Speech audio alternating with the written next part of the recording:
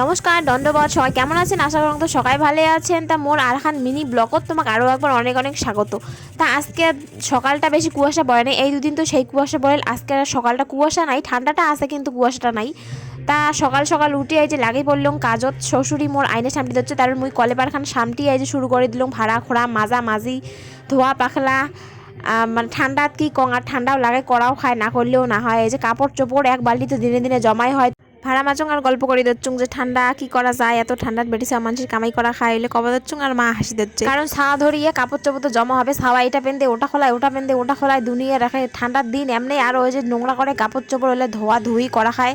তারপরে ব্রাশ খান করে নিলুম ঝটপট করে নিয়ে এই যে সকালেকার টিফিন বানালুম, গাও থাও ধুসুং, ধোয়ার পরে টিফিন বানালুম। এই যে বাইগন ছোবা শীতল পড়া চুড়ে। তারপরে এই যে দুপুরিকে রান্না কবি নাবড়া শুকটে ভাজা, সেই খাওয়া। তার মধ্যে আজকে শর্টকাট, কারণ একটা নিমন্ত্রণ বাড়ি যাবো, তো ওর জন্য দুপুরে কবি নাবড়া আর শুকটে ভাজা গরম গরম করে খাইলাম। পরে আরও নিমন্ত্রণ বাড়ি যাবো, তারপরে তোমাকে দেখে দিচ্ছ ভিডিও। হয়েছে তারপরে বাবা ঘর বলাই তুলি দিচ্ছে বিকেলে, বাপ বেটা দুজনে বলাই তুলি দিচ্ছে। তা ভিডিও খান ভালো লাগলে সবাই খানিক লাইক কমেন্ট করেন, আশীর্বাদ করেন, এইভাবে যেন ভিডিও করে পাং।